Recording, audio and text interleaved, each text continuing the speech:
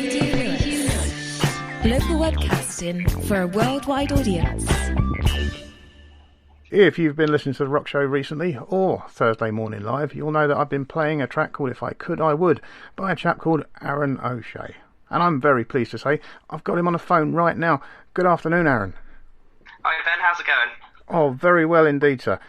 I must say, really like the single. I love the sentiment. Thank you very much. If I Could, I Would is a sentiment that I would think about on several subjects. But we needn't go into that. I'm very interested in your backstory. Your promoter sent me some information, and you quit your job to focus on music.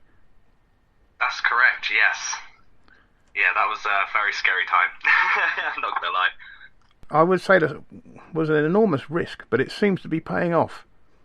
It is now, yes. Yeah, it was not long after COVID. I was a bin man before I decided to quit my job. And it was one of those things where you sort of get to a certain age and think, well, it's now or never. So I decided, I made a couple of phone calls to my mum and dad. They've always been my biggest supporters in that. So I've been very lucky to have them and explain to them what I was planning on doing. They got a bit worried because they were saying, obviously, I had my flat and everything to pay for and stuff like that. So fortunately, my dad has a spare room. So that was kind of the plan. But luckily enough, I decided to get my head down. And, well, no one knew who I was to begin with because I hadn't done anything solo-wise. I've been in bands in the past as just a rhythm guitarist and things. But I decided to try and take my music to a full-time job. And fortunately for me, not long COVID had ended. And like I said, no one had even heard of who I was at the time. So I was getting all these phone calls that were like, they were quite honest by saying, like, I'm their last resort. But a lot of people started backing out having COVID and weren't able to do their gigs. So I was jumping in on those. And before I knew it, they were booking me all back in again for the year after, and started to make some videos from some of the shows I did and just built a website and just tried to do everything I thought was necessary to sort of get myself out there. And before I knew it, it just blew up for me. And like last year, I think I did over 200 shows on my own, plus with bands and stuff that were behind me. And yeah, from when it was when I first started making the decision, it was very scary. But now I'm very glad I made that decision, and I'm no longer a bin man and a full-time musician. Well, excellent. Obviously, the risk paid off. I understand you've already had an album out. That's correct, yes. I haven't actually heard any of it yet, I'm sorry to say. That's okay. But I look forward to that. How did that go down? It went really well. There's a Rock Regeneration, they do a magazine in my local area down in Bournemouth. I sent it to them and he got fantastic reviews. The last song on the album he said was an absolute masterpiece. But yeah, no, it went down really well. It's just one of those things, as an unknown artist, it's hard to get your stuff out on Spotify. Oh, absolutely. So I've just sort of had it out there, tried to promote as much as I could, and I've had, a good few listens on it now. But yeah, that album's called Devil Lost His Way. The reason I wrote that is because I was actually going through a major part of depression in my life, mainly because of a woman. But that's all over now. But I was going through a really bad patch, and I felt like it was almost my journey to get out of that depression and away from all the things that were keeping me down. And hence the title, Devil Lost His Way. And yeah, it really helped me through the transition. Worked with a guy called Matt Black at Hangover Hill, and he again, just like you, he likes to help push local artists and unsigned artists to do his best to get them shows and things like that. So I ended up in his studio recording the album, and he did an absolutely amazing job for me, and couldn't be happy with it. Well, I certainly look forward to hearing that. I will make more of an effort when I've got 5 minutes free to actually download it and give it a listen. I like good music. I get quite a few requests to play stuff, but it's quite often not the sort of thing I want to be playing on the rock show. Mm-hmm. This was something I could play not only on the rock show, but I could put out on the live Thursday show as well to try and get it to the biggest audience possible. And I've thoroughly enjoyed playing it, and I will continue to play it. Oh, thank you really appreciate that. It means a lot. Thank you. And going forward, I understand you've got a new album in the works as well.